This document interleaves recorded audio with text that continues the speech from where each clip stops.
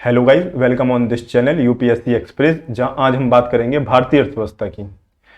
जैसा कि कल की क्लास में हमने तीन महत्वपूर्ण बिंदुओं पर चर्चा की थी। पहला, यूपीएससी के प्रीलिम्स में इकोनॉमिक्स का वेटेज कितना है। हमने कल देखा था कि यूपीएससी का जो प्रीलिम्स है उसमें कितने क्वेश्चन भारतीय अर्थव्यवस्था से आ रहे हैं और कितने क्वेश्चन अदर सब्जेक्ट से आ रहे हैं, पहली बात। दूसरी बात जो हमने देखी थी वो देखा था कि इकोनॉमिक्स का सिलेबस क्या है, हम क्या क्या पढ़ना चाहिए हमें, और क्या क्या क्वेश्चन है और कहाँ कहाँ से क्वेश्चन आ रहे हैं। दूसरी बात ये थी। और तीसरी चीज हमने जो देखी थी वो देखी थी प्रीवियस ईयर्स के क्वेश्चंस। इन क्वेश्चन को देखने के बाद हमें यह पता लग गया है कि यूपीएससी हमसे किस तरह के क्वेश्चन की डिमांड कर रहा है, वो किस तरह के क्वेश्चन हमसे पूछेगा, और उन्हीं क्वेश्चन के बेस पर हमें आगे की तैयारी करनी है। उसी के आधार पर हमें अपनी रणनीति आगे की बनानी है। ठीक है, तो ये सारी बातें हमने कल डिस्कशन की थी। तो आज हम लोग स्टार्ट करते हैं अपनी पहली क्लास। अपनी पहली क्लास स्टार्ट करने के पहले कुछ महत्वपूर्ण बातें हैं, जो छोटी छोटी कुछ बातें हैं जिन्हें आपको याद रखना है। वो बातें क्या है?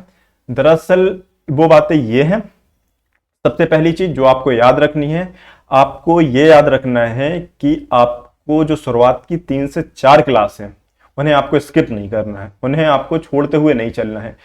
क्योंकि आप देखेंगे किसी भी सब्जेक्ट में, चाहे वो कोई भी सब्जेक्ट हो, किसी भी सब्जेक्ट की शुरुआत की जो 3-4 क्लास होती हैं वो उस सब्जेक्ट की नींव होती है, उस सब्जेक्ट का बेसिक स्ट्रक्चर होता है।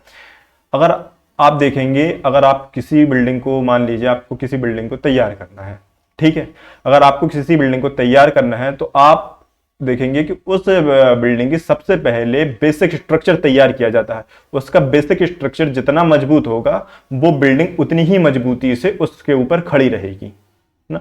ठीक इसी तरह से हमारी अर्थव्यवस्था है, ठीक इसी तरह से हमें भारतीय अर्थव्यवस्था में भी जो ये 3-4 क्लासें हैं इन पर फोकस करते हुए चलना है और इन्हें ध्यान से पढ़ना है। क्योंकि ये ऐसी क्लास है जो आने वाली लास्ट क्लास तक आपको काम आएगी। चाहे आप इन्फ्लेशन पढ़ रहे हो, चाहे आप एक्सटर्नल सेक्टर पढ़ें, चाहे आप राष्ट्रीय आय पढ़ें, नेशनल इनकम जिसे कहते हैं, आप कुछ भी पढ़ेंगे, ठीक है, आपको कुछ ना कुछ ऐसे पॉइंट्स हैं जो आपको दूसरे ये जो 3 से 4 क्लासेस हैं शुरू की, उनमें आपको देखने को मिल जाएंगे, पहली बात। ठीक है, और जो दूसरा क्वेश्चन बच्चों, जो दूसरा क्वेश्चन है जो अधिकतर स्टूडेंट्स के द्वारा पूछा जाता है वो ये है कि अधिकतर स्टूडेंट्स कहते हैं कि सर आप ये बताइए कि बुक कौन सी पढ़ें, बुक कौन सी पढ़ें, कौन सी बुक ऐसी ले लें हम जिससे हमारी अर्थव्यवस्था, भारतीय अर्थव्यवस्था आसानी से हम तैयार कर सकें और हम अधिक से अधिक जो क्वेश्चन है उनको हम हल कर सकें। तो मेरा मानना है जहां तक कि आप लोगों को कोई बुक सजेस्ट करने से अच्छे बेहतर होगा, आप लोग कोई बुक सजेस्ट करने से बेहतर है कि आप लोग जो एनसीईआरटी है 9th क्लास से 12th क्लास तक की, आप उन्हें पढ़िए। अगर आप जब एनसीईआरटी पढ़ लेंगे और आप इस क्लास को पूरा अच्छे से तैयार कर लेंगे, तब आप पाएंगे कि आपकी जो भारतीय अर्थव्यवस्था की समझ है वो विकसित हो चुकी है, पहले से बेहतर हो चुकी है। तो मेरा मानना यह है कि आप पहले अपनी अर्थव्यवस्था, जो भारतीय अर्थव्यवस्था की समझ है उसे विकसित कीजिए। जब आपकी समझ विकसित हो जाएगी तब आप खुद ये निर्णय लेने में सक्षम होंगे कि मुझे कौन सी बुक पढ़नी चाहिए और कौन सी बुक नहीं। दरअसल बुक के मामले में मेरा मानना तो यह है कि हर जो बुक है, जो भी यूपीएससी के लिए बुक तैयार की गई है या जिस भी राइटर ने वो बुक लिखी है, उसने अपना 100% दिया है। तो मेरे लिए तो सारी बुक हैं वो बहुत अच्छी, बहुत शानदार बुक हैं। बस डिपेंड ये करता है कि उसकी भाषा शैली क्या है। किसी बुक की भाषा शैली थोड़ा आसान है, किसी बुक की भाषा शैली थोड़ा सा टफ है। बस अब उसमें प्रॉब्लम ही आती है, वो आती है आपकी समझ के ऊपर कि आपको कौन सी बुक समझ आ रही है। ठीक है, तो आपकी ये समझ तभी विकसित हो पाएगी जब आप उसके जो बेसिक इकोनॉमिक्स हैं, जब आपको उसकी पकड़ मजबूत हो जाएगी आपकी उस पर, तो आपको फिर ये आप निर्णय ले पाएंगे कि मुझे कौन सी बुक पढ़नी चाहिए और कौन सी बुक नहीं। ठीक इसी के साथ एक बात और जो मैं कहना चाहूँगा वो बात ये है कि आपको क्या है, आपको न्यूज़पेपर पढ़ते चलना है। क्या पढ़ते चलना है? न्यूज़पेपर। जैसा कि मैंने कल कहा था, अगर आप तैयारी करने की सोच भी रहे हैं तो आपको न्यूज़पेपर पढ़ना स्टार्ट कर देने चाहिए। आपको इस बात से बिल्कुल नहीं परेशान होना है कि न्यूज़पेपर पढ़ने में अभी 2 से 3 घंटे का टाइम लग रहा है। जितना टाइम लग रहा है आप उसे दीजिए, बस कोशिश कीजिए कि आप पेपर को एक बार रीड कर सकें। उसको रीड करने का मकसद ये होगा, जब आप न्यूज़पेपर रीड करेंगे तो आपको बहुत सारे ऐसे वर्ड मिलेंगे जो आप अपने सिलेबस में पढ़ेंगे। उससे क्या होगा, उससे ये होगा ये कि आप के लिए वो शब्द फिर अनजान नहीं होगा। जैसे मान लेते हैं कोई एक वर्ड आया, जैसे मान लेते हैं कि आरबीआई ने रेपो रेट बढ़ा दी, अब न्यूज़पेपर में आ गया, ठीक है। अब रेपो रेट आरबीआई ने बढ़ा दी, अब जैसे हम लोग पढ़ रहे हैं अपने सिलेबस में रेपो रेट, तो अब आपने पहले से रेपो रेट पढ़ रखा, तो अब आपके माइंड में क्या होगा, अब आपके माइंड में तुरंत क्लिक करेगा कि यार कहीं ना कहीं मैंने ये वर्ड जो है ना सुना सुना सा लग रहा है, कहीं मैंने पढ़ा हुआ है। तब आपको याद आएगा हाँ मैंने ये न्यूज़पेपर में पढ़ा था। अब आपको वो चीज जो भी रेपो रेट है अब वो बेहतर तरीके से समझ आएगी, ठीक है ना। तो इसीलिए आपको न्यूज़पेपर पढ़ना है। आपको न्यूज़पेपर, अगर आप हिंदी मीडियम से हैं तो हिंदी मीडियम के लिए आपको दैनिक जागरण जो राष्ट्रीय संस्करण है वो पढ़ना है। इंग्लिश मीडियम वाले के लिए इंडियन एक्सप्रेस और द हिंदू बेस्ट न्यूज़पेपर है, ठीक, आपको वो न्यूज़पेपर पढ़ना है। तो चलिए शुरू करते हैं हम आज की अपनी पहली क्लास। और पहली क्लास शुरू करने के क्रम में हम देख लेते हैं कि हम आज क्या क्या पढ़ेंगे, ठीक है। तो हम देख लेते हैं कि आज हमें क्या क्या पढ़ना है, उन टॉपिक्स को हम एक बार देख लेते हैं, ठीक है।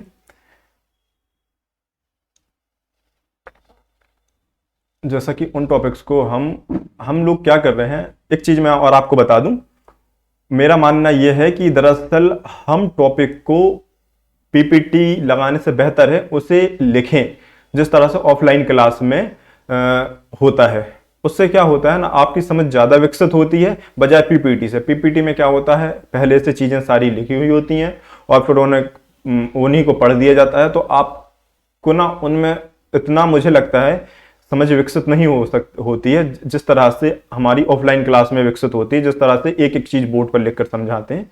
मैं कोशिश करूंगा कि मैं पीपीटी का यूज ना करूं और ज्यादा से ज्यादा चीजें आपको वो इसी व्हाइट बोर्ड में लिखकर समझाऊं। तो जैसा कि हम यूनिट फर्स्ट आज स्टार्ट करने वाले हैं, हमारी यूनिट फर्स्ट रहेगी आज की।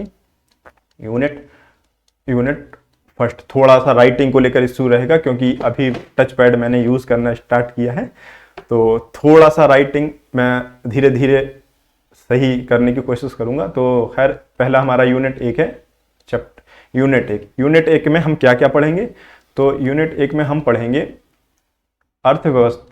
अर्थशास्त्र एवं अर्थव्यवस्था में अंतर और संबंध। क्या पढ़ेंगे, अर्थशास्त्र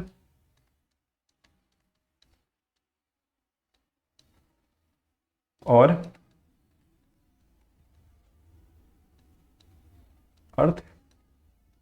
अर्थव्यवस्था के मध्य अंतर और संबंध। हम देखेंगे कि भारतीय अर्थव्यवस्था के जो अर्थशास्त्र शब्द है और जो अर्थव्यवस्था शब्द है उसके बीच क्या अंतर है, ठीक है।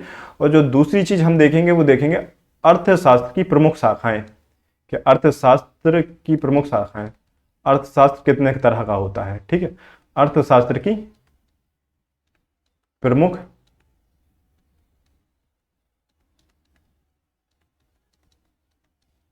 शाखाएं। उम्मीद करता हूं कि आपको मेरी राइटिंग समझ आएगी।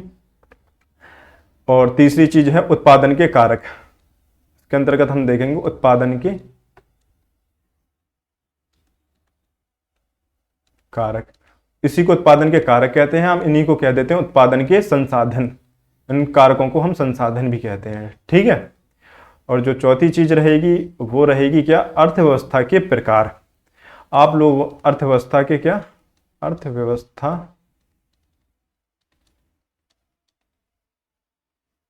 के प्रकार। और पांचवी चीज मैं यहां लिख देता हूं, थोड़ा यहां पर मेरी वीडियो चल रही होगी तो आपको वहां समझ नहीं आएगा। पांचवी चीज है जो वो हम देखेंगे वो है अर्थव्यवस्था के क्षेत्र। क्या है, अर्थव्यवस्था के क्षेत्र। आपने सुना होगा प्राथमिक अर्थव्यवस्था, हाँ ना, द्वितीय प्राथमिक क्षेत्र, द्वितीय क्षेत्र, ठीक है ना, इस तरह के अर्थव्यवस्था के क्षेत्र। और जो 6 नंबर है, उसमें हम देखेंगे आय का चक्रीय प्रवाह। क्या चीज? आय का चक्रीय प्रवाह। ठीक है, तो दरअसल हम 6 टॉपिक पढ़ेंगे अपने फर्स्ट चैप्टर के अंतर्गत, अर्थशास्त्र और अर्थव्यवस्था के मध्य अंतर और संबंध, अर्थव्यवस्था की प्रमुख शाखाएं, अर्थशास्त्र की प्रमुख शाखाएं, उत्पादन के कारक या उन्हीं को हम संसाधन कह रहे हैं, अर्थव्यवस्था के प्रकार और अर्थव्यवस्था के क्षेत्र, आय का चक्रीय प्रवाह। ठीक है, तो ठीक है, अब हम स्टार्ट करते हैं। सबसे पहले हम इस चीज को समझ लेते हैं, अर्थशास्त्र और अर्थव्यवस्था के मध्य अंतर और संबंध। ठीक है, तो हम देख लेते हैं अर्थशास्त्र, जैसे हम इंग्लिश में कहते हैं इकोनॉमिक्स। ठीक है, और एक वर्ड और आता है, एक शब्द और है जिसे हमें समझना है, वो है अर्थव्यवस्था। ठीक है, जैसा कि अर्थशास्त्र को समझने के पहले हम उसे एक शाब्दिक अर्थ में तोड़ लेते हैं। ठीक है, अर्थशास्त्र का हम जान लेते हैं कि अर्थशास्त्र का जो शाब्दिक अर्थ है वो क्या है। शाब्दिक अर्थ, अगर आप अर्थशास्त्र का शाब्दिक अर्थ देखोगे इसे, तो इसे 2 भागों में हम बांट लेते हैं, 2 भागों में उसे तोड़ लेते हैं। पहला तो है अर्थ और दूसरा क्या है? शास्त्र। जहां अर्थ का मतलब होता है धन और शास्त्र का मतलब होता है सिद्धांत। क्या होता है? सिद्धांत। अर्थ का मतलब होता है धन और शास्त्र का मतलब होता है सिद्धांत। आपने देखा होगा कि प्रत्येक सब्जेक्ट में कुछ ना कुछ सिद्धांत होते हैं, जैसे फिजिक्स में, मैथ्स में आपने कई तरह के सिद्धांत देखे होंगे। तो अब सवाल उठता है कि अर्थशास्त्र क्या है? तो ये उन सभी सिद्धांतों का संग्रह है जो धन से संबंधित है। क्या है ये उन सभी सिद्धांतों का संग्रह है जो धन से संबंधित है। मैं लिख देता हूं, उन सिद्धांतों का संग्रह जो धन से संबंधित है। ठीक है, या हम दूसरे शब्दों में कहें कि धन का प्रयोग किस तरह से किया जाएगा, ये सभी जो जानकारी होती है वो किसमें लिखी होती है? वो लिखी होती है अर्थशास्त्र में। ठीक है, तो अर्थशास्त्र दरअसल मैंने जो समझाया आपको, जैसे इंग्लिश में हम इकोनॉमिक्स कह रहे हैं, अर्थशास्त्र का शाब्दिक अर्थ अगर क्या होगा, अगर हम अर्थशास्त्र को 2 भागों में तोड़ लें, एक अर्थ का मतलब होता है धन और शास्त्र का मतलब यहाँ है सिद्धांत। अर्थ का मतलब आपको यहाँ इंग्लिश वाले अर्थ से नहीं लेना है, वरना अर्थ का अनर्थ हो जाएगा। ठीक है, अर्थ का मतलब यहाँ किससे है? धन से, क्योंकि अपना मतलब सब किससे है? मनी। ठीक है, अपना मतलब है सिर्फ पैसे से, तो हमारे अर्थ का मतलब यहाँ धन से है। शास्त्र का मतलब है सिद्धांत। ठीक है, अर्थशास्त्र क्या है? दरअसल अर्थशास्त्र उन सिद्धांतों का संग्रह है जो धन से संबंधित है।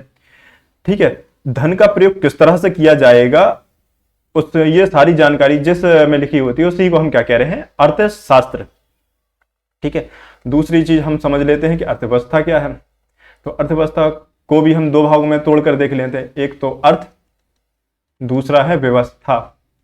दूसरा वर्ड क्या है? व्यवस्था। जहां अर्थ का मतलब है धन, अर्थ का मतलब किससे है? धन से। ठीक है, और व्यवस्था क्या है? दरअसल हम व्यवस्था को समझ लेते हैं। व्यवस्था को हम एक एग्जाम्पल से समझ लेते हैं, उससे हम अपनी परिभाषा को निकाल लेंगे। ठीक है, दरअसल हम मान लेते हैं कि किसी देश में कुछ संसाधन है।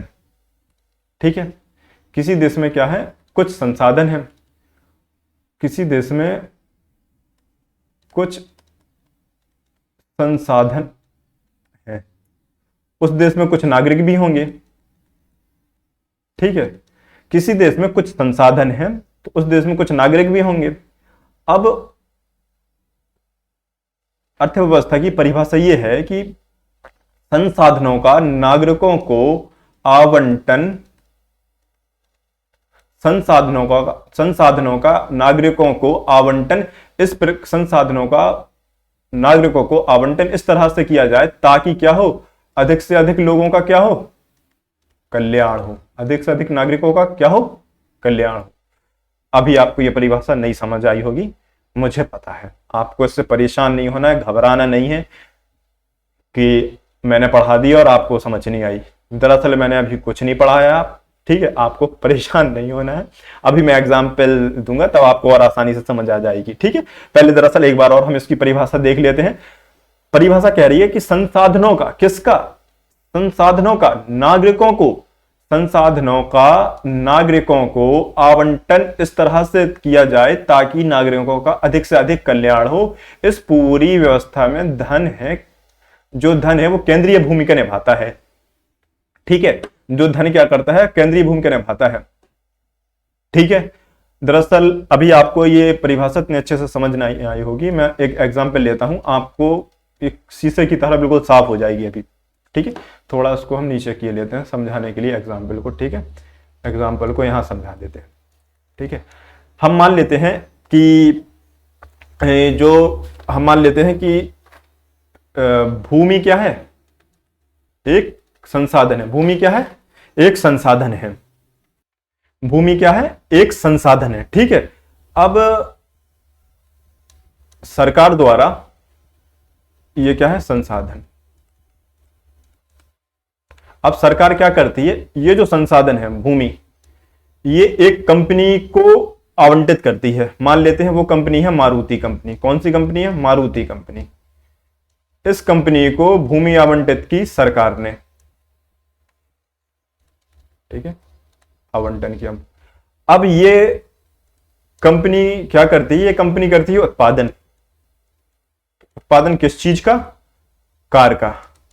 हम मान लेते हैं कि ये जो मारुति कंपनी है वो कार का उत्पादन करती है। अब वो जो कार का जो उत्पादन करेगी वो कंपनी, तो उस कंपनी से क्या होगा, नागरिकों का कल्याण होगा, नागरिकों का कल्याण होगा। अब देखो आपको ये चीज समझ आएगी। जैसा कि हमने परिभाषा में कहा था, संसाधनों का नागरिकों को आवंटन इस तरह से किया जाए ताकि अधिक से अधिक लोगों का या नागरिकों का क्या हो, कल्याण हो।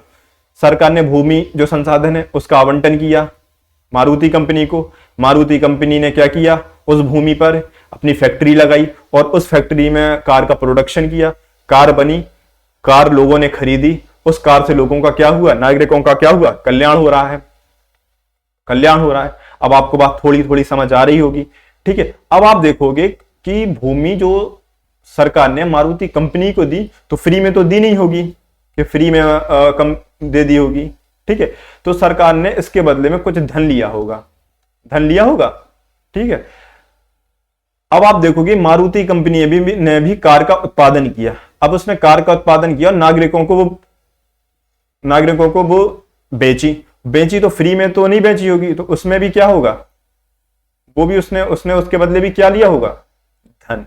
अब आप देख रहे होगे इस पूरी व्यवस्था में, अब आप देखोगे इस पूरी व्यवस्था में जो धन है वो केंद्रीय भूमिका निभा रहा है। जैसा कि मैंने परिभाषा की शुरुआत में ही कहा था कि संसाधनों का नागरिकों को आवंटन इस तरह से किया जाना है ताकि अधिक से अधिक नागरिकों का कल्याण हो, और धन उसमें केंद्रीय भूमिका निभा रहा है या निभाता है। मुझे लगता है कि अब आपको पहले से क्लियर हो गया होगा, ठीक है, पहले से चीजें क्लियर हुई होंगी, ठीक है। एक बार और हम अपनी जो परिभाषा उसको देख लेते हैं।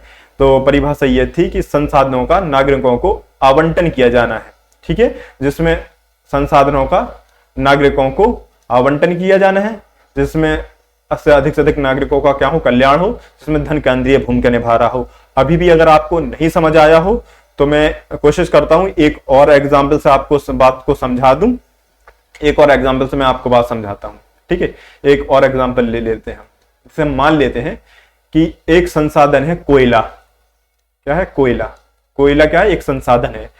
अब कोयला एक संसाधन है तो सरकार ने क्या किया, एक कंपनी है, उस कंपनी का नाम है एनटीपीसी। एनटीपीसी क्या करती है, एनटीपीसी का काम है बिजली का उत्पादन करना। ये कंपनी बिजली बनाती है, ठीक है। इस कंपनी ने क्या किया, सरकार ने क्या किया, सरकार ने कोयला आवंटित किया किसको, एनटीपीसी कंपनी को। अब ये कंपनी क्या कर रही है, अब ये कंपनी क्या कर रही है, बिजली का उत्पादन कर रही है, और इस बिजली के उत्पादन से क्या हो रहा है, नागरिकों का कल्याण। अब ये जो कोयला संसाधन है, इस कोयले का प्रयोग करके इस एनटीपीसी कंपनी ने बिजली का उत्पादन किया और वो बिजली, उस बिजली से क्या हो रहा है, नागरिकों का कल्याण हो रहा है। तो अब जो कोयला है, अब कोयला जो सरकार ने एनटीपीसी कंपनी को दिया है, तो पैसा उसके बदले में अब सरकार क्या लेगी, धन। ठीक है, अब जो एनटीपीसी कंपनी बिजली नागरिकों को दे रही है, तो उसके बदले भी वो नागरिकों को उससे क्या लेगी, धन। तो अब आप देखोगे इस पूरी व्यवस्था में धन जो है वो केंद्रीय भूमिका निभा रहा है। ठीक है, तो अब आपको ये चीज समझ आ गई है कि अर्थव्यवस्था क्या है। दरअसल अर्थव्यवस्था की अगर हम परिभाषा देखें तो अर्थव्यवस्था हम कैसे कह रहे हैं, अर्थव्यवस्था के अंतर्गत संसाधनों का नागरिकों को आवंटन इस तरह से किया जाता है ताकि अधिक से अधिक नागरिकों का कल्याण हो और उसमें धन केंद्रीय भूमिका निभाता है। इसी को हम क्या कह रहे हैं, इसी को हम कह रहे हैं अर्थव्यवस्था। अब आप लोग देखेंगे तो आप लोग पाएंगे ये जो अर्थव्यवस्था शब्द है ये अपने आप में ही अधूरा है। अब आप लोग अगर देखेंगे तो आप लोग पाएंगे कि ये जो अर्थव्यवस्था जो शब्द है वो अपने ही आप में क्या है, अधूरा है। कैसे, तो दरअसल अब हम देख लेते हैं कैसे। जैसे कि आपको इसमें स्पष्ट नहीं हो रहा होगा कि संसाधन कहाँ के हैं, नागरिक कहाँ के हैं और कल्याण किसका हो रहा है। ठीक है, तो दरअसल जब आप देखेंगे कि जैसे कि मान लेते हैं कि ये जो संसाधन है, संसाधन भारत के हैं, ठीक है, और आवंटित किए जा रहे हैं चीन के नागरिकों को और कल्याण हो रहा है पाकिस्तान का। किसका, पाकिस्तान का। तो अब आप पाएंगे ये परिभाषा तो गलत है। अब आपको लगेगा ये परिभाषा गलत है, नहीं नहीं, ये परिभाषा दरअसल गलत नहीं है। क्या है, ये अधूरी है।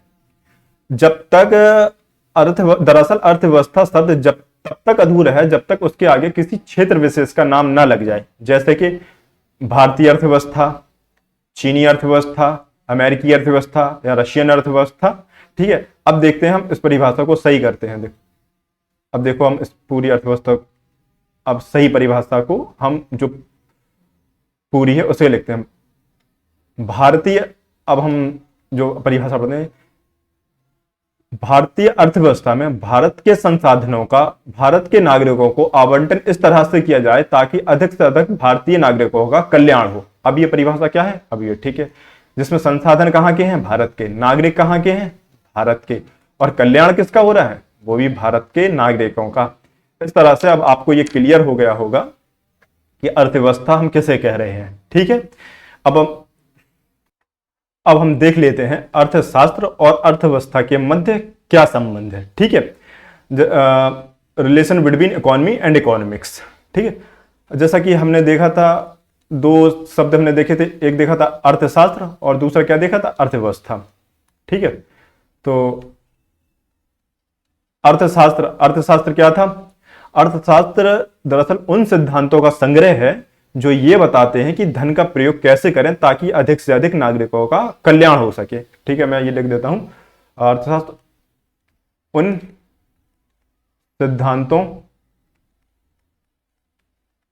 का संग्रह है जो ये बताते हैं, क्या बताते हैं, जो ये बताते हैं कि धन का प्रयोग किस तरह करें ताकि अधिक से अधिक क्या हो, अधिक से अधिक नागरिकों का कल्याण हो, अधिक से अधिक नागरिकों का कल्याण हो। ठीक है, तो अर्थशास्त्र की परिभाषा जो हमने बताई थी वो क्या थी, अर्थशास्त्र की परिभाषा दरअसल ये थी, उन सिद्धांतों का संग्रह जो ये बताते हैं कि धन का प्रयोग किस तरह से करें ताकि अधिक से अधिक नागरिकों का क्या हो, कल्याण हो। ठीक है, और दूसरी चीज जो अर्थव्यवस्था की हमने देखी थी, जब कोई देश अपने देश के नागरिकों के कल्याण के लिए अर्थशास्त्र के सिद्धांतों का पालन करके देश में उपलब्ध संसाधनों को आवंटित करता है ताकि अधिक से अधिक नागरिकों का कल्याण हो, उससे हम कह रहे हैं अर्थव्यवस्था। ठीक है, मैं लिख देता हूं, जब कोई देश अर्थव्यवस्था, दरअसल अर्थव्यवस्था की साधारण सी परिभाषा मैं वो लिख देता हूँ जो मैंने आपको अभी बताई थी। ये थोड़ा सा फिर टफ हो जाएगा आपके लिए, फिर मैं उसको बाद में समझाता हूँ। दरअसल अर्थव्यवस्था की हमने बात की थी संसाधनों का, क्या की थी, संसाधनों का नागरिकों को किसी देश का कर दे रहे, किसी देश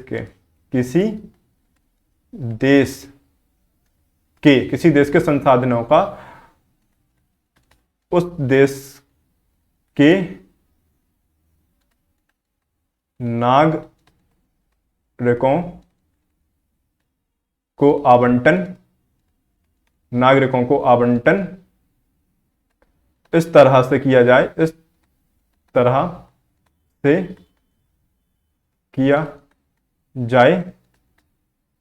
ताकि अधिक से अधिक क्या हो, अधिक से अधिक नागरिकों का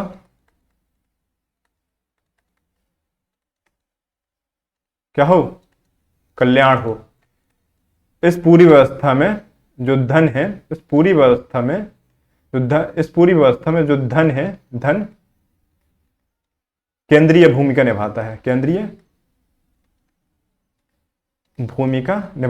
ठीक है, तो आपने अब दोनों परिभाषाएं देख ली, और मैं तो आपको एक बात और यहाँ ये सजेस्ट करना चाहूँगा कि आप किसी बुक को ना पढ़ के आप इन्हीं को नोट्स बनाइए और इन्हीं का आप मल्टीपल रिवीजन कीजिए। आप पाएंगे कि आपने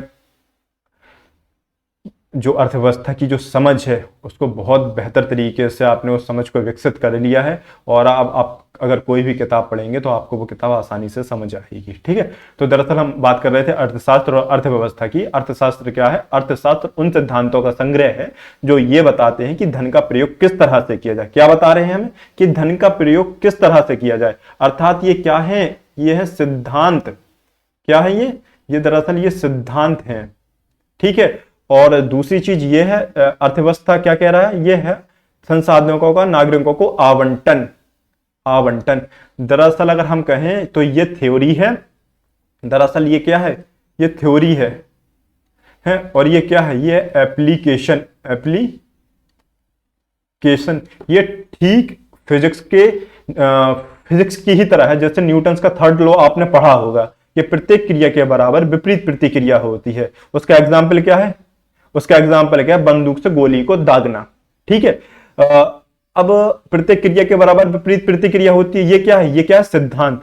और उसके द्वारा गोली को बंदूक से दागा जा रहा है, ये क्या है? एप्लीकेशन। ठीक इसी तरह से अर्थशास्त्र क्या है? अर्थशास्त्र सिद्धांतों का समूह है जो हमें यह बताता है कि जो भी संसाधन है, जो भी धन है, उनका आवंटन हम किस तरह से करें कि नागरिकों का अधिक से अधिक कल्याण हो। और अर्थव्यवस्था क्या है? अर्थव्यवस्था के अंतर्गत अब हम उन्हीं बातों को अप्लाई करते हैं जो अर्थशास्त्र में लिखी हुई हैं। अब उन्हीं सिद्धांतों का प्रयोग करते हुए हम नागरिकों को उन संसाधनों का आवंटन करते हैं। ठीक है, तो अब आपको इन दोनों के मध्य अंतर और संबंध समझ आ गया होगा कि अर्थशास्त्र दरअसल थ्योरी है और अर्थव्यवस्था उसका वास्तविक प्रयोग है। ठीक है, आपको ये चीजें समझ आ गई होंगी। अब हम लोग बात करते हैं कि किसी भी देश की अर्थव्यवस्था में, कोई भी देश हो, अब हम लोग को बात करना है यह कि किसी भी देश की अर्थव्यवस्था में वो कौन कौन सी मुख्य समस्याएं हैं जिसकी वजह से कोई भी देश विकास नहीं कर पाता है। ठीक है, तो दरअसल हम देख लेते हैं किसी भी देश की, दरअसल हम देखें किसी भी देश में मुख्यतः दो समस्याएं होती हैं। किसी भी देश की अर्थव्यवस्था में जो समस्याएं होती हैं, दरअसल हमें समस्याएं देखना है कि किसी भी देश की अर्थव्यवस्था में क्या समस्याएं होती हैं। किसी भी देश की अर्थव्यवस्था में दरअसल मुख्यतः दो समस्याएं होती हैं। पहली क्या है? पहली है संसाधनों का अभाव। पहली समस्या क्या है? पहली समस्या है संसाधनों का अभाव। देखिए, मैं एक बात आपको बता देना चाहता हूं, दरअसल ये क्लास है तो ऑनलाइन, लेकिन आपको ये क्लास बिल्कुल ऑनलाइन नहीं लगेगी अगर आप मेरे साथ चीजों को रिपीट करते हुए चलेंगे। जिस तरह से मैं बोल रहा हूं आप बिल्कुल महसूस कीजिए कि ये क्लास ऑफलाइन चल रही है। जैसा जैसा मैं कोशिश करता हूं, जिस तरह से मैं ऑफलाइन में पढ़ाता हूं वैसे ही मैं ऑनलाइन भी पढ़ाऊं, ताकि आप लोगों की जो आदत है ऑफलाइन पढ़ने की, तो वो आदत बनी रहे और आपको चीजें बेहतर ढंग से समझ आ पाए। ठीक है ना, जिस तरह से मैं बोलता हूं आपको वो सारी चीजें रिपीट करना है, उससे क्या होगा, आपकी जो पकड़ है अर्थव्यवस्था में और जो आपकी पकड़ है सब्जेक्ट में वो मजबूत होती जाएगी। ठीक है, और आपको चीजें बेहद आसानी से समझ आएंगी। ठीक है, तो मैं बात कर रहा था क्या, मैं बात कर रहा था अर्थव्यवस्था में मुख्यतः दो तरह की समस्याएं होती हैं। किसी भी देश की अर्थव्यवस्था में मुख्यतः दो समस्याएं होती हैं। वो दो समस्याएं कौन सी हैं? पहली संसाधनों का अभाव, और दूसरी जो मुख्य समस्या होती है वो होती है संसाधनों के उचित आवंटन की। किसकी? संसाधनों के उचित आवंटन की, उचित आवंटन की समस्या। ठीक है, एक तो समस्या है संसाधनों के अभाव की और दूसरी समस्या है उचित आवंटन की। यही दो मुख्य समस्याएं हैं जिनकी वजह से कोई भी देश की अर्थव्यवस्था के विकास की गति रुक जाती है। किसी भी देश की अर्थव्यवस्था की विकास की गति इन्हीं दो समस्याओं के कारण रुक जाती है। ठीक है, दरअसल आप देखोगे तो कुछ ऐसे देश होंगे, कुछ देश ऐसे होंगे जिनके पास क्या होगा, कुछ ऐसे देश होंगे, ऐसे देश होंगे जिनके पास संसाधनों का अभाव होगा, जिनके पास संसाधन नहीं होंगे। तो कुछ ऐसे भी देश होंगे जिनके पास संसाधन तो हैं पर वो उनका उचित प्रयोग नहीं कर पा रहे हैं। जैसे मैं आपको एग्जाम्पल से भी एक बात समझा देता हूं। जैसे आप पाएंगे, आप देखेंगे भारत जैसा एक देश है, भारत में क्या है, भारत में एक संसाधन है यूरेनियम। यूरेनियम भारत में नहीं है। ठीक है, ठीक है, संसाधन का उसके पास का अभाव है। लेकिन आप देखेंगे अफ्रीका में कई ऐसे संसाधन हैं, संसाधन तो हैं लेकिन उनका उचित आवंटन ही वो नहीं कर पा रहे हैं, उचित आवंटन नहीं कर पा रहे हैं, तो इसलिए वो विकास नहीं कर पा रहे हैं। ठीक है, तो अब हम एक बात और समझ लेते हैं। दरअसल मैं बार बार एक शब्द का प्रयोग कर रहा हूं और वो शब्द है संसाधन। दरअसल हम एक बात को समझ लेते हैं कि हम संसाधन कैसे कह रहे हैं। दरअसल जो बात आई है, जो संसाधन है, संसाधन दरअसल हम किसे कह रहे हैं, संसाधन क्या है? ठीक है, संसाधन क्या है? तो आप देखोगे किसी भी देश की अर्थव्यवस्था में मुख्यतः उत्पादन के चार संसाधन होते हैं। हमने कहा था कि हम पढ़ेंगे उत्पादन के संसाधन, तो हाँ वही टॉपिक ये स्टार्ट हो गया, उत्पादन के संसाधन। किसी भी देश की अर्थव्यवस्था में उत्पादन के चार कारक या चार संसाधन होते हैं। ठीक है, क्या होते हैं? या तो चार उत्पादन के चार कारक होंगे या चार संसाधन होंगे। ठीक है, इन्हीं को हम क्या, मैं लिख देता हूं, कारक भी लिख देता हूं। ठीक है, अब देखिए, अब इसमें मैं आपको दो तरह से समझा सकता हूं। एक तो यह कि मैं चारों संसाधनों को लिख दूं और वो आप याद कर लें, पहली तो बात यह है। दूसरा यह है कि मैं इन संसाधनों को कुछ ऐसे एग्जाम्पल दूं ताकि आप उन्हें खुद बता दें। अब पहला तरीके में प्रॉब्लम यह है कि जैसे मान लीजिए मैंने चारों संसाधन लिख दिए, क्या होगा, एक समय के बाद वो आप चारों भूल जाएंगे। होता है ना कि आप कुछ चीज़ों को याद करते हैं फिर उन्हें भूल जाते हैं, और कुछ चीज़ें ऐसी होती हैं जैसे आप भूलना भी चाहते हैं तो आप नहीं भूल पाते हैं। होता है ना, तो आप समझ गए होंगे कि मैं किसकी बात कर रहा हूँ। दरअसल मुझे इस पर एक लाइन याद आ गई, कुछ बातें याद आ गई जो मैंने लिखी थी। एक शायरी है, दरअसल मैंने इसी पर लिखी थी, इसी पर कि कुर्बतों में जुदाई के जमाने नहीं जाते, कुछ लोग कभी दिल से निकाले नहीं जाते, और जाते हैं दरख्तों को छोड़कर परिंदे, किसी परिंदे को छोड़कर दरख्त नहीं जाते। ठीक है, तो खैर बात चल रही थी भूलने की। तो हम बात कर रहे थे कि उत्पादन के चार संसाधन हैं, और अगर आपको मैं ये बता दूं कि ये संसाधन है तो आप 2, 4, 8, 10 दिन के बाद उन्हें भूल जाएंगे। ठीक है ना, तो खैर मैं चाहता हूं कि हम दूसरे तरीके को अपनाएं, जो मेरा तरीका है कि मैं खुद आपसे ही निकलवा दूं कि वो संसाधन चार कौन कौन से। ठीक है, तो इसके लिए हम एक एग्जाम्पल से समझ लेते हैं। दरअसल एक एग्जाम्पल है और उस एग्जाम्पल से आप समझ लेंगे। मान लेते हैं कि एक सज्जन पुरुष है। कौन है? सज्जन पुरुष। एक सज्जन पुरुष हैं जिन्हें प्यार से हम कहते हैं ER साहब, इंजीनियर साहब। ठीक है, इंजीनियर साहब। अब ये सज्जन जो है 4 साल की डिग्री कंप्लीट करने के बाद आते हैं घर, और घर आते हैं और घर पर अब आकर ये सोचते हैं कि अब मैं क्या करूं, इंजीनियरिंग तो हो गई मेरी पूरी कंप्लीट, अब मैं क्या करूं। तो बैठे बैठे इनके मन में ख्याल आता है कि क्यों ना हम आज अगर हम आज का हम दौर देखें तो हर व्यक्ति के पास, चाहे वो बच्चा हो, चाहे वो जवान हो, चाहे वो बूढ़ा हो, सभी के हाथों में मोबाइल है। तो क्यों ना हम एक मोबाइल की फैक्ट्री डालें। तो ये भाई साहब जाते हैं पिताजी के पास और पिताजी से कहते हैं कि पिताजी मुझे एक मोबाइल की फैक्ट्री डालना है। तो पिताजी शॉक्ड हो जाते हैं कि अभी तो बेटा 4 साल की डिग्री कंप्लीट करने में तुझे मैंने इतने पैसे दिए, इतने पैसे तूने बर्बाद किए, अब तुझे और मोबाइल की फैक्ट्री बनाने में पैसे बर्बाद करना है। तो सोचने लगते हैं। तो वो सबसे पहला सवाल करते हैं अपने बच्चे से और बोलते हैं कि बेटा तुम ये बताओ, ठीक है तुम फैक्ट्री तो डाल रहे हो, लेकिन वो फैक्ट्री डालोगे कहां? उस फैक्ट्री के लिए जमीन भी तो चाहिए। तो मैं बात कर रहा था उत्पादन के 4 कारक। किसी भी वस्तु या सेवा के उत्पादन पर हम समझ, उत्पादन किस चीजों का उत्पादन, या तो हम करेंगे वस्तु का या तो सेवा का। अब अगर हमें किसी वस्तु, मान लेते हैं मोबाइल एक वस्तु, उस वस्तु को उत्पादन करना है तो सबसे पहली जो चीज, अब उसके पिता ने कहा कि क्या करना है तुम्हें बेटा, उसके लिए फैक्ट्री तुम्हें डालने के लिए तुम्हें जमीन तो चाहिए होगी, लैंड तो चाहिए होगी, भूमि, वो कहां से लाओगे? तो हमारा जो पहला आंसर निकल के आ जाता है वो क्या है? भूमि। क्या है? भूमि। ठीक है, आपको अगर किसी वस्तु का उत्पादन करना है, अगर कोई फैक्ट्री स्थापित करनी है तो उसके लिए भूमि की तो जरूरत होगी। तो पहला जो हमारा निकल कर आ गया आंसर वो क्या है? भूमि।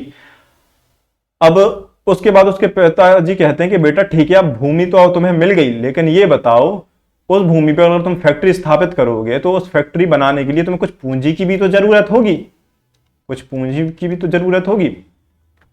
तो उनका बेटा कहता है पिताजी आप उसकी टेंशन मत लो, कुछ हाथ दे देना और कुछ मैंने दोस्त से जुगाड़ कर ली है। ठीक है, दरअसल मैं आपको एक बात और यहां क्लियर कर दूं, इस जो पूंजी है, इस पूंजी में धन और तकनीक दोनों शामिल होती हैं। ठीक है, धन और तकनीक दोनों इसमें शामिल है। ठीक है, अब तीसरी चीज क्या है? अब उन्होंने कहा ठीक है बेटा तुमने पूंजी तो कर ली, अब पूंजी तो और भूमि तो सब कुछ नहीं है, अब तुम लेबर कहां से लाओगे? अब तुम अगर मोबाइल बनाओगे उसके लिए तुम्हें कुछ लेबर की भी तो जरूरत होगी, लेबर की भी तो जरूरत होगी। तो उन्होंने कहा कोई नहीं पिताजी, हमारे पास पैसा है, हम क्या करेंगे, उसे अरेंज कर लेंगे। तो तीसरी जो चीज निकल कर आई हमारे पास वो क्या है? तीसरी चीज श्रम। ठीक है, तो 3 चीजें हमारे पास निकल कर आ गई। ये चीजें आपको क्या रटनी नहीं पड़ी, आप खुद सोचिए कि अगर आपको किसी वस्तु का उत्पादन करना है, छोड़ दीजिए किसी भी एग्जाम्पल को, आप मान लीजिए कि आपको किसी वस्तु का उत्पादन करना है तो आप किन चीजों की जरूरत पड़ेगी? तो आप देखेंगे आपको मुख्यतः जो अनिवार्य है, मुख्यतः 4 चीजों की तो जरूरत पड़ेगी। पहले भूमि, पूंजी और श्रम। और जो सबसे इंपॉर्टेंट चीज है, जो मैं समझता हूं इसमें सबसे इंपॉर्टेंट चीज है, वो है उद्यमशीलता। क्या है? उद्यमशीलता। इसको इंग्लिश में बोलते हैं एंटरप्रेन्योरशिप। इसको एक अगर आसान भाषा में मैं लिखूं तो इसको कहते हैं जोखिम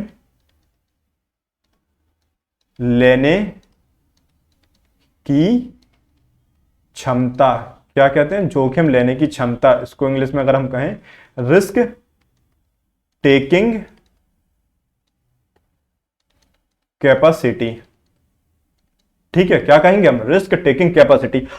आपने देखा होगा या आपने सुना होगा अपने रिश्तेदारों में, अपने दोस्तों में, आस पड़ोस में आपने देखा होगा कि बहुत सारे ऐसे व्यक्ति हैं जिनके पास पर्याप्त मात्रा में भूमि है, पर्याप्त मात्रा में पूंजी है। अब उनके पास पूंजी है तो वो श्रम भी खरीद सकते हैं, लेकिन वो डरते हैं किस चीज से? जोखिम लेने से। उन्हें लगता है कि ऐसा ना हो कि हम कोई बिजनेस स्टार्ट करें और उसमें हम फेल हो जाएं। होता है ना ऐसा, आपने देखा होगा कि बहुत सारे लोग चाहते हैं तो कि हम कोई नया बिजनेस स्टार्ट करें, लेकिन उनमें इस बात का हमेशा ये डर बना रहता है कि मैं बिजनेस स्टार्ट करूं, उसमें ऐसा ना हो मुझे हानि हो जाए, लॉस हो जाए। ठीक है ना, इसलिए मैं मानता हूं कि इन चारों संसाधनों में जो सबसे इंपॉर्टेंट संसाधन है या जो सबसे इंपॉर्टेंट कारक है वो है उद्यमशीलता, रिस्क टेकिंग कैपेसिटी। अगर आप में ये है तो आप तीनों अन्य चीजों को भी आसानी से क्या कर सकते हैं? जुटा सकते हैं। ठीक है, तो आपको ये चीज समझ आ गई होगी कि उत्पादन के कितने कारक हैं। उत्पादन के 4 कारक। उत्पादन किस चीज का किया जा रहा है? वस्तुओं और सेवाओं का उत्पादन हम करेंगे। उत्पादन के 4 कारक भूमि, पूंजी, श्रम और उद्यमशीलता है। ठीक है, अब हम एक बात और जान लेते हैं इसी के साथ साथ। दरअसल जो भूमि, पूंजी और श्रम और उद्यमशीलता है, इन्हें जो प्राप्त होने वाली आय है उनके नाम क्या है, उन्हें हम क्या कहते हैं? दरअसल भूमि को जो आय प्राप्त होती है भूमि को प्राप्त होने वाली आय को हम कहते हैं किराया। क्या कहते हैं? किराया। भूमि को जो आय प्राप्त होगी उसको हम कहेंगे किराया, और पूंजी को जो आय प्राप्त होगी उसको हम कहेंगे ब्याज। अरे नहीं, हाँ सॉरी, ठीक है, पूंजी को जो आय प्राप्त होगी उसको हम कहेंगे ब्याज, और जो श्रम को जो आय प्राप्त होगी उसको हम कहेंगे पारिश्रमिक या मजदूरी। क्या कहेंगे? या तो पारिश्रमिक, मजदूरी। अब आपको यहीं पे एक बात और क्लियर कर दूं, ये जो श्रम होता है या जो परिश्रम होता है वो दो तरह का होता है। एक होता है बौद्धिक परिश्रम, और एक होता है शारीरिक परिश्रम। एक क्या होता है? शारीरिक परिश्रम। ठीक है, बौद्धिक परिश्रम क्या होता है? जैसे मैं अभी आपको पढ़ा रहा हूं, तो ये कौन सा परिश्रम है? बौद्धिक परिश्रम है। और शारीरिक परिश्रम क्या होता है? जैसे आपने देखा होगा कई घर बनाने वाले मजदूर हैं, हाथ ठेलिया चालक हैं, वो सारे लोग कैसा परिश्रम करते हैं? वो शारीरिक परिश्रम करते हैं। ठीक है, तो ये चीज आपको समझ आ गई होगी। अब हम बात कर रहे थे किस चीज की? हम बात कर रहे थे हमारी कि उत्पादन के किसी भी देश की अर्थव्यवस्था मुख्यतः दो समस्याएं हैं। वो समस्याएं क्या क्या थी? संसाधनों के अभाव की समस्या और संसाधनों के उचित आवंटन की समस्या। ठीक है, जैसा कि मैंने कहा किसी भी देश की अर्थव्यवस्था में मुख्यतः दो समस्याएं होती हैं। ठीक है, एक तो संसाधनों के अभाव की समस्या, और दूसरी समस्या किस चीज की होती है? दूसरी समस्या जो है वो है संसाधनों के उचित आवंटन की समस्या। अब आप लोगों को देखना यह है कि इनमें कौन सी समस्या है ज्यादा बड़ी है। ठीक है, कि संसाधनों के आवंटन की समस्या ज्यादा बड़ी है, संसाधनों के अभाव की समस्या ज्यादा बड़ी है, या संसाधनों के आवंटन की समस्या ज्यादा बड़ी है। इसको हम देख लेते हैं, यहीं पे देख लेते हैं। दरअसल इसको हम ऐसे समझ लेते हैं। ठीक है, दरअसल हम मान लेते हैं कि एक एग्जाम्पल से हम इस चीज को समझ लेते हैं। हम मान लेते हैं कि एक संसाधन है, यहाँ पर हम समस्याएं लिख दें पहले। मान लेते हैं कि दो समस्याएं थी। कौन सी समस्याएं? दो समस्याएं थी। वो दो समस्याएं क्या थी?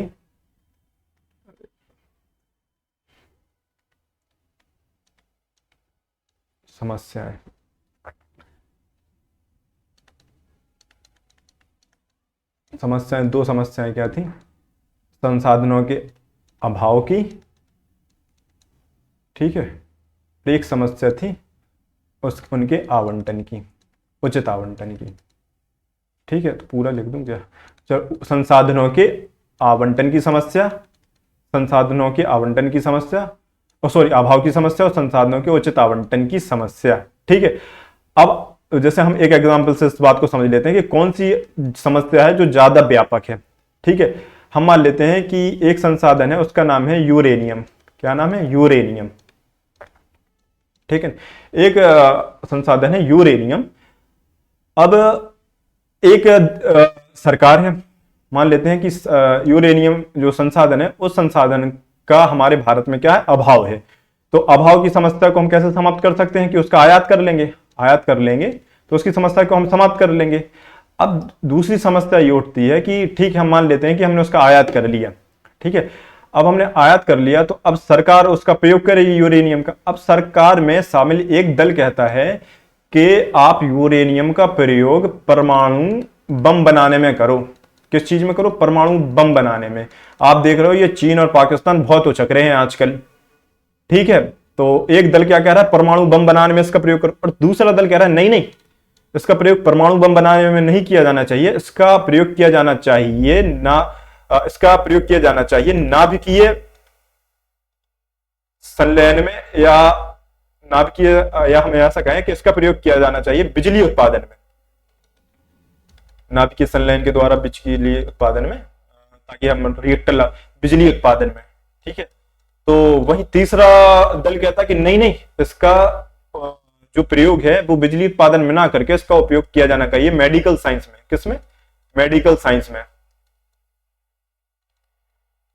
ठीक है, अब और एक चौथा दल और आता। चौथा दल कहता है कि इसका प्रयोग ही नहीं किया जाना चाहिए। अब आप देखोगे तो आप पाओगे कि एक दल क्या कह रहा है? एक दल कह रहा है कि परमाणु बम बनाने में इसका प्रयोग करो, एक दल कह रहा है कि नहीं, इसका उपयोग आपको करना चाहिए बिजली उत्पादन में, और दूसरा कहता है नहीं, इसका उपयोग मेडिकल साइंस में करना चाहिए, चौथा कहता है नहीं, इसका उपयोग ही नहीं करना चाहिए।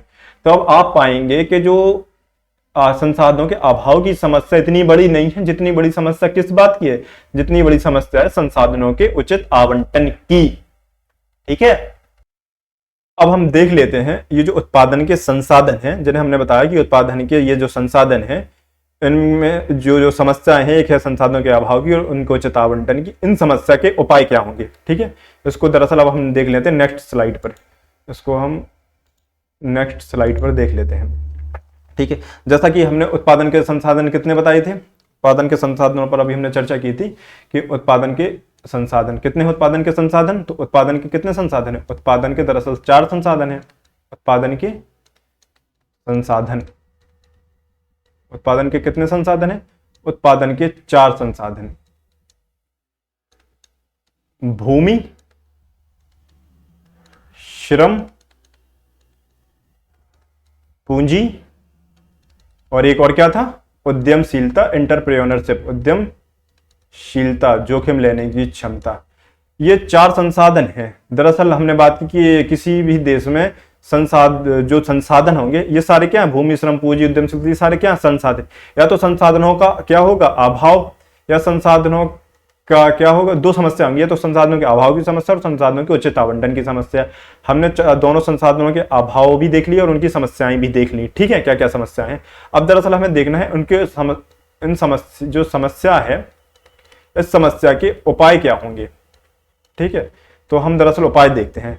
तो अगर हम देखें कि भारत में जो भूमि है, जो लैंड है, अगर हम देखें तो पर्याप्त रूप से है।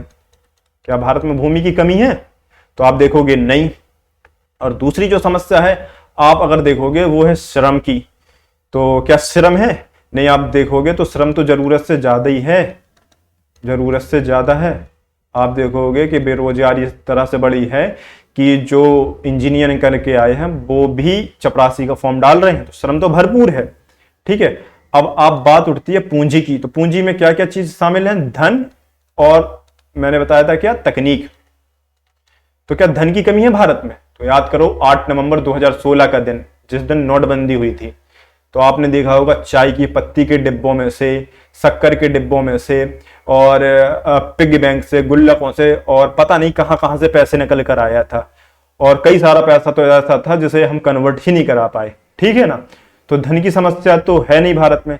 अब बात आती है तकनीक की, तो हाँ समस्या है आधुनिक तकनीक की।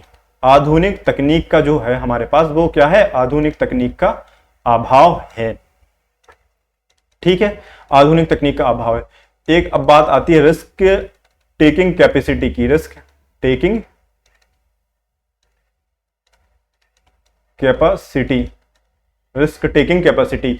अब रिस्क लेने की रिस्क लेने का जो क्षमता है, रिस्क लेने का जो डर है लोगों में बहुत है। आप जैसे कि मैंने अभी पहले कहा, लोग डरते हैं नया कोई भी स्टार्टअप स्टार्ट करने के पहले, कहीं ऐसा ना हो वो स्टार्टअप स्टार्ट करें और उस स्टार्टअप में वो फेल हो जाए।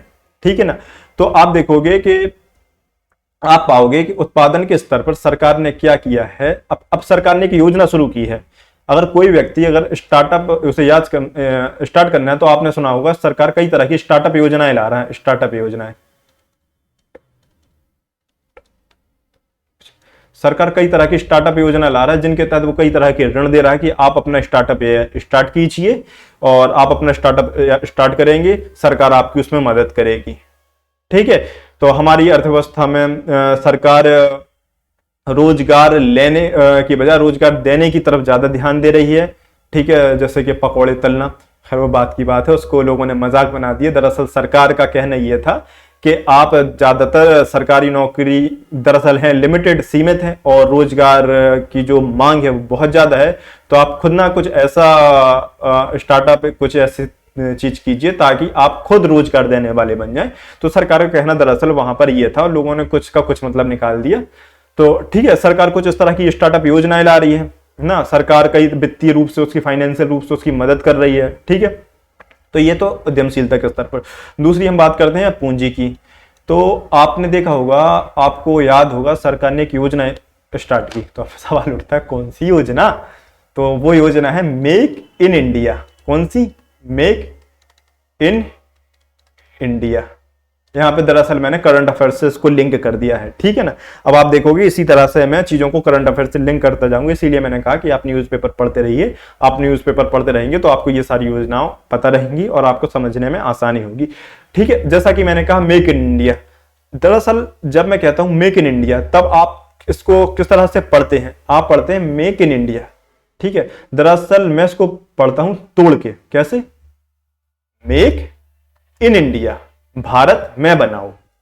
मेक इन इंडिया कार्यक्रम के तहत हम क्या कर रहे हैं, हम विदेशी कंपनियों को आकर्षित कर रहे हैं। किसको आकर्षित कर रहे हैं, विदेशी कंपनियों को। हम विदेशी कंपनियों को आकर्षित कर रहे हैं कि विदेशी कंपनियां ज्यादा से ज्यादा भारत में आए। जब विदेशी कंपनी ज्यादा से ज्यादा भारत में आएंगी तो वो क्या लाएंगी, पूंजी, और पूंजी में क्या शामिल है, धन और तकनीक। तब वो आधुनिक तकनीक लाएंगी, और जब वो आधुनिक तकनीक लाएंगी तो भारत में क्या होगा, उत्पादन बढ़ेगा, प्रोडक्शन बढ़ेगा। जब प्रोडक्शन उत्पादन बढ़ेगा तो रोजगार बढ़ेगा, और जब रोजगार बढ़ेगा तो रोजगार बढ़ने से क्या होगा, जीडीपी भारत की बढ़ेगी और देश विकास करेगा, लोगों को रोजगार मिलेंगे, ठीक है। तो इस तरह से मेक इन इंडिया कार्यक्रम के तहत भी सरकार क्या कर रही है, विदेशी कंपनियों को आकर्षित कर रही है ताकि वो उत्पादन को बढ़ा सके, ठीक है। अब बात करते हैं श्रम की, तो श्रम के मामले में सरकार ने स्किल इंडिया डेवलपमेंट जैसे कार्यक्रमों की शुरुआत की है। और एक चीज और है जो है भूमि। अब आप देखोगे कि सरकार ने भूमि से संबंधित एक योजना शुरू की है, उसका नाम है मृदा स्वास्थ्य कार्ड योजना। कौन सी योजना, मृदा स्वास्थ्य कार्ड योजना, मृदा स्वास्थ्य कार्ड योजना।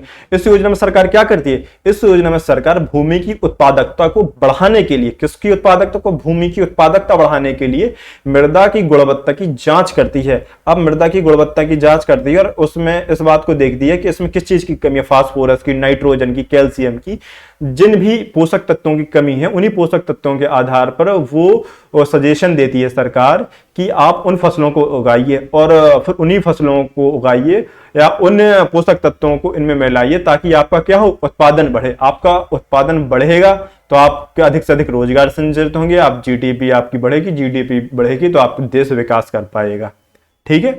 तो इस तरह से हमने पढ़ा कि उत्पादन के जो संसाधन हैं उनकी समस्याओं को पढ़ा और उनके उपाय को पढ़ा, किन उपायों के माध्यम से हम जो देश की अर्थव्यवस्था है उस देश की अर्थव्यवस्था को के विकास में एक महत्वपूर्ण भूमिका निभा सकते हैं। तो सरकार उसके लिए कई तरह के क्या कर रही है, सरकार कई तरह की उसमें योजनाएं सरकार ने शुरू की हैं, वो योजनाएं सरकार चला रही है, ठीक है।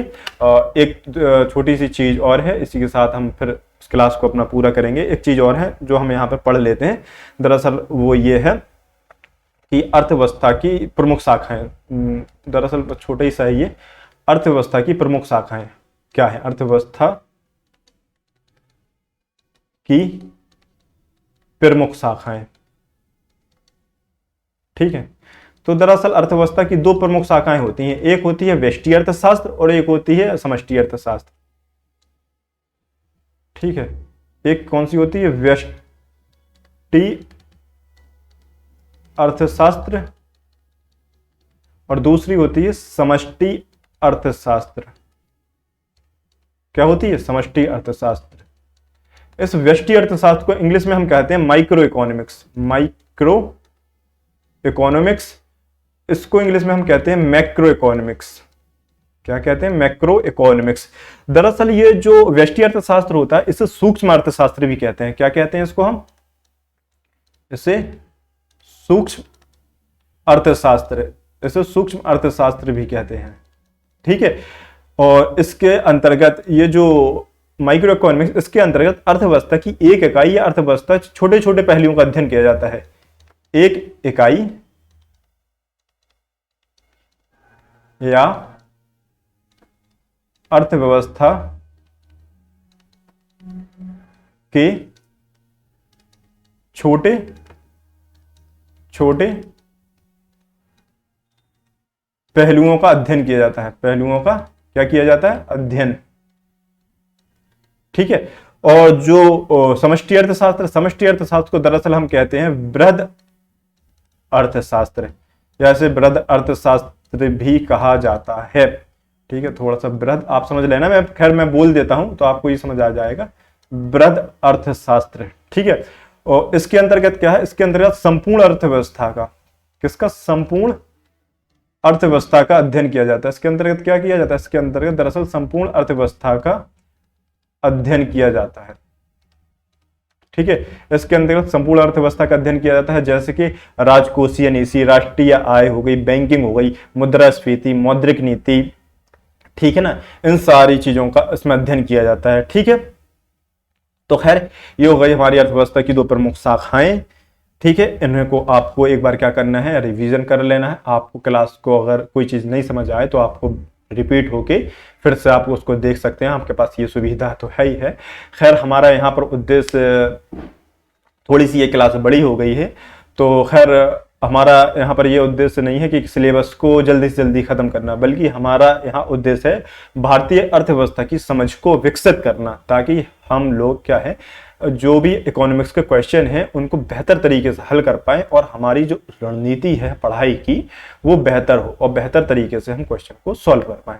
इसी के साथ इस क्लास को करता है मैं पूरा, और मिलते हैं नेक्स्ट वीडियो में। Thank you.